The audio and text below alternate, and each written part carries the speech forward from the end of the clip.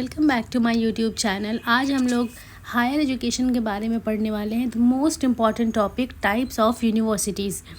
जब हम UGC net में हायर एजुकेशन की पढ़ाई करते हैं तो इसमें बहुत सारे ऐसे टॉपिक्स हैं जो कि काफ़ी ज़्यादा इम्पॉर्टेंट हो जाते हैं। जैसे कि इनमें से एक है हमारा टाइप्स ऑफ यूनिवर्सिटीज़। तो हम इसमें देखेंगे कि जो हमारा टाइप ऑफ यूनिवर्सिटी है वो कितने टाइप्स के होते हैं। तो जो हमारा यूजीसी है ये 4 तरह के यूनिवर्सिटी को रिकग्नाइज़ करता है। पहला हमारा हो गया सेंट्रल यूनिवर्सिटी।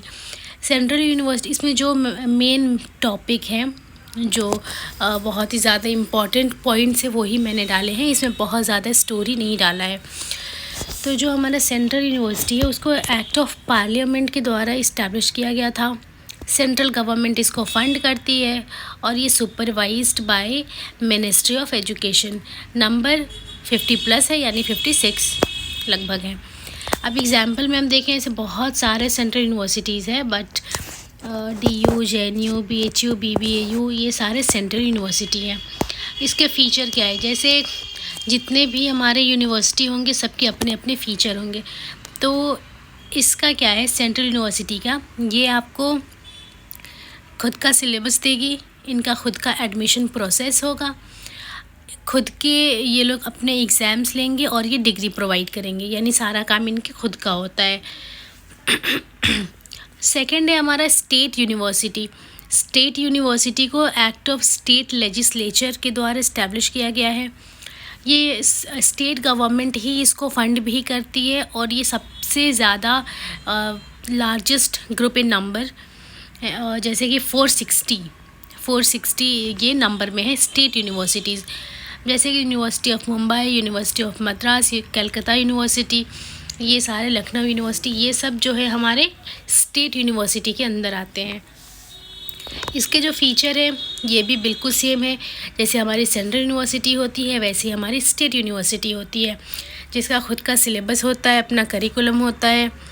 सिलेबस उसका सेम होता है, एडमिशन होता है, एग्ज़ाम्स होते हैं, खुद की डिग्री प्रोवाइड करती है। तो ये सारे फ़ीचर्स जो होंगे साइलेंट फ़ीचर, ये सब हमारे स्टेट यूनिवर्सिटी में आएंगे। इसके बाद हम डीम्ड टू बी यूनिवर्सिटी देखते हैं।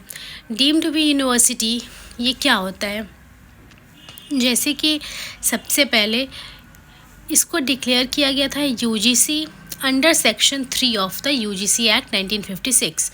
जो हमारा यूजीसी एक्ट है उसमें जो सेक्शन 3 है उसके तहत इसको डिक्लेयर किया गया है। Have autonomy in setting syllabus, admission and fees structure. यानी ये जो डीम्ड टू बी यूनिवर्सिटीज़ होते हैं ये अपने खुद के सिलेबस बनाते हैं, एडमिशन प्रोसेस इनके खुद का होता है और जो फ़ीस स्ट्रक्चर होता है वो ये डिसाइड करते हैं।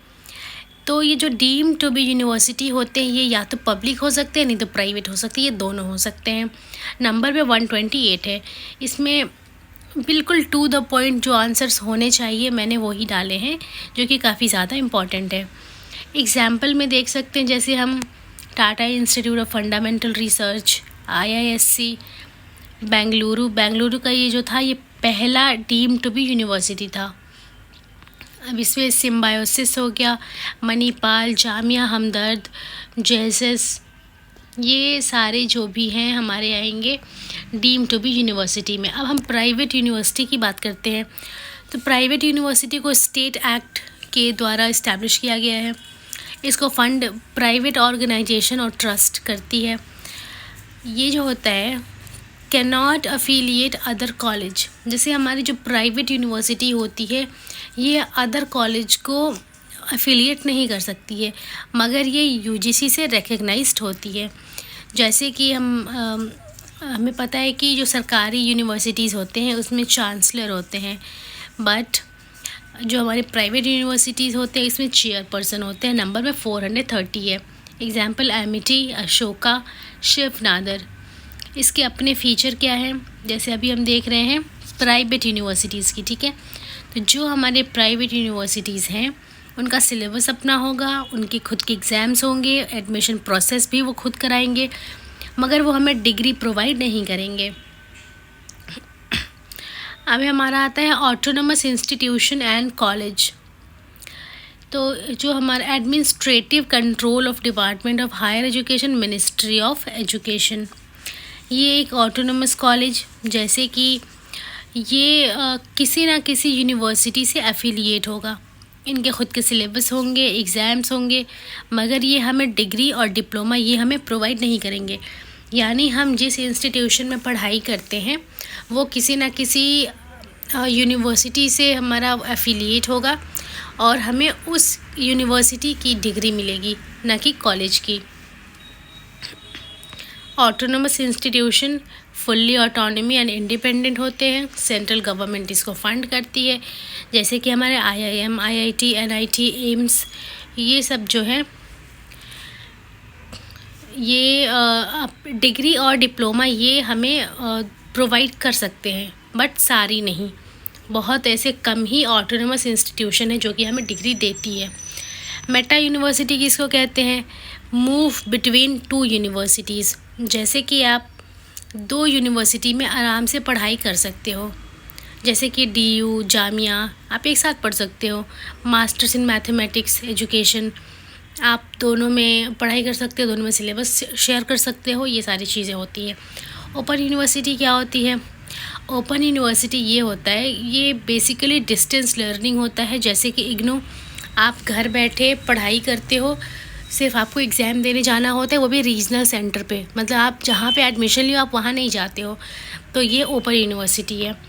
टेक्निकल यूनिवर्सिटी, जिसमें टेक्निकल की पढ़ाई होती है, इसमें कुछ ज़्यादा इम्पॉर्टेंट है नहीं। बाकी जो हमारा इंस्टीट्यूट ऑफ नेशनल इम्पोर्टेंस है, जिसको एक्ट ऑफ पार्लियामेंट के द्वारा इस्टेब्लिश किया गया है, IIT, NIT, एम्स इसके अंदर आते हैं। अब यहाँ पे कुछ बहुत ही ज़्यादा इम्पॉर्टेंट सवाल है PYQ, इसके बारे में हम देखते हैं। विच of the following is a central university? Is a very simple question. University of Madras, Jadavpur university, JNU, symbiosis. अभी हमने देखा था सिम्बायोसिस ये जो था ये सेंट्रल में नहीं था, स्टेट में था, तो ये जो है JNU होगा, जो हमारा आंसर होगा, यानी सेंट्रल यूनिवर्सिटी। अब हमारा है deem to be university defined under which section of UGC act 1956। अभी हमने पढ़ा था सेक्शन 3 के अंदर ये आता है, तो हमारा आंसर B होगा। Which of the following is not allowed to affiliate college? इनमें से कौन, चारों में से ऐसा कौन सा यूनिवर्सिटी होगा जो कि अफिलिएट नहीं कर सकता है? तो अभी हमने पढ़ा था प्राइवेट यूनिवर्सिटी जो भी होगी वो अफिलिएट नहीं कर सकता। अगर हम किसी प्राइवेट इंस्टीट्यूशन में पढ़ाई कर रहे हैं तो हमें उस इंस्टीट्यूशन की डिग्री नहीं मिलती, बल्कि हम जिस यूनिवर्सिटी से हमारा कॉलेज अफिलिएटेड है, हमें वहाँ की डिग्री मिलती है। There are some another questions. Which of the following Indian university were modeled on the lines of the University of London? तो इसका जो हमारा आंसर एक्सप्लेनेशन यहाँ मैंने लिख रखा है। University of Calcutta, Bombay, Madras, ये जो तीनों यूनिवर्सिटी थे 1857 में इस्टेब्लिश हुए थे। Following the recommendation of Woods dispatch 1854। अभी हमारा अगला क्वेश्चन है, which of the following are central university? तो जो हमारा सेंट्रल यूनिवर्सिटी होगा, Pondicherry university is a central university, Vishwa Bharati भी हमारा सेंट्रल यूनिवर्सिटी है, एंड थर्ड में हमारा जो HNB गढ़वाल यूनिवर्सिटी, ये भी हमारा सेंट्रल यूनिवर्सिटी में काउंट होता है। और जो हमारा कुरुक्षेत्र 4th नंबर पे दिया हुआ है, ये एक स्टेट यूनिवर्सिटी है। Which of the following university has adopted a Meta university concept? अभी हमने पढ़ा था DU, जामिया, तो ये जो हमारा मेटा यूनिवर्सिटी का कॉन्सेप्ट होगा। मेटा यूनिवर्सिटी का मतलब हुआ कि आप दो कॉलेजेस में, दो यूनिवर्सिटीज़ में सेम कोर्स को शेयर कर सकते हो। Delhi university has adopted the Meta university concept promoting interdisciplinary learning and collaboration across institution। हमारा अगला क्वेश्चन है, which of the following statement are correct about central university? तो जो हमारा सेंट्रल यूनिवर्सिटी है वो एक्ट ऑफ पार्लियामेंट के द्वारा इस्टेब्लिश किया गया है, ये बिल्कुल सही है। हमारा सेकंड टॉपिक है, सेकंड हमारा ऑप्शन है, the president of India act as the visitor of the university. जो हमारे प्रेसिडेंट हैं इंडिया के act as a visitor of the university, बिल्कुल सही बात है। हमारा थर्ड आएगा, the president has the power to nominate some members to the executive committee और the board of management of the university. ये तीनों बिल्कुल हमारे सही हैं। एक्सप्लेनेशन भी दिया हुआ है, आप पढ़ सकते हैं। हमारा अगला क्वेश्चन होगा, which of the following statement are correct about deemed university. अभी हमने पढ़ा था डीम्ड यूनिवर्सिटी के बारे में, जो कि प्राइवेट भी होता है, पब्लिक भी होता है। तो इसमें हमारा है, the governor of A state is the chancellor of deemed university. Second है हमारा, they can design their own syllabus and course work. ये तो बिल्कुल सही बात है, अभी हमने पढ़ा भी था। They can frame their own guideline regarding admission and fees, ये भी बिल्कुल सही है। दे कैन ग्रांट डिग्रीज, तो जो ये है हमारा, ये भी बिल्कुल सही है, ये डिग्री देती है। तो हमारा जो बी सी डी होगा, यही ऑप्शन तीनों बिल्कुल सही होगा, ए जो होगा वो गलत होगा। तो यहाँ पे एक्सप्लेनेशन दिया हुआ है, जैसे deem to be university have autonomy in designing syllabus, setting admission criteria and granting degrees. The governor is not the chancellor of the deemed university. जो गवर्नर होगा वो चांसलर नहीं होगा डीम्ड यूनिवर्सिटी का। Which of the following university has adopted meta university concept. अभी हम लोगों ने पढ़ा था DU and Jamia. Which of the following statement are correct about a central university. ये अभी हम लोगों ने शायद देखा था, यस ये भी हम लोगों ने पढ़ा था। The first virtual university of India come up in. पहला वर्चुअल यूनिवर्सिटी इंडिया में कब आया था, तो ये होगा हमारा तमिलनाडु। और ये किस लिए था, ताकि डिस्टेंस एंड ऑनलाइन एजुकेशन को प्रमोट किया जा सके, इसलिए इसको लाया गया था। हमारा अगला क्वेश्चन है, which of the following are the demerit of globalisation of higher education. Globalisation of higher education के डीमेरिट्स के बारे में ये पूछ रहा है। तो आप यहाँ पे देख सकते हैं, जो पहला है exposure to global curriculum, second है हमारा promoting the elitism in education, ये बिल्कुल सही बात है। अब हमारा जो डीमेरिट्स, आप यहाँ पे देखें, ये डीमेरिट्स की बात कर रहा है, यानी इसमें जो भी आपको ऐसा लगे कि गलत है वो ही आपका इसमें आंसर सही होगा। तो डीमेरिट क्या दे, एलिटिज़म को प्रमोट करना एजुकेशन में, ये तो ऐसे ही आपको नेगेटिव पॉइंट लग रहा है, तो ये हमारा बी आंसर होगा। अगले हमारा कमोडिफिकेशन ऑफ हायर एजुकेशन, ये भी हमारा नेगेटिव टर्म है, ये भी हमारा आंसर सही होगा। थर्ड हमारा increase in the cost of education, ये भी बिल्कुल सही बात है, क्योंकि ये भी नेगेटिव है। और एक्सपोजर टू ग्लोबल करिकुलम, ये जो है ये पॉजिटिव स्टेटमेंट है, तो इसमें हमारा अगर डीमेरिट पूछ रहा है तो हम इसमें पॉजिटिव को नहीं डाल सकते। यहाँ एक्सप्लेनेशन दिया हुआ है। अगला है हमारा question, which of the following has adopted the Meta university concept. अभी हम लोगों ने इसको देखा था। तो ये कुछ हमारे जो सवाल थे, ये काफ़ी ज़्यादा इम्पॉर्टेंट सवाल है, काफ़ी बेसिक है, तो हायर एजुकेशन के पर्सपेक्टिव से ये काफ़ी ज़्यादा इम्पॉर्टेंट हो जाते हैं।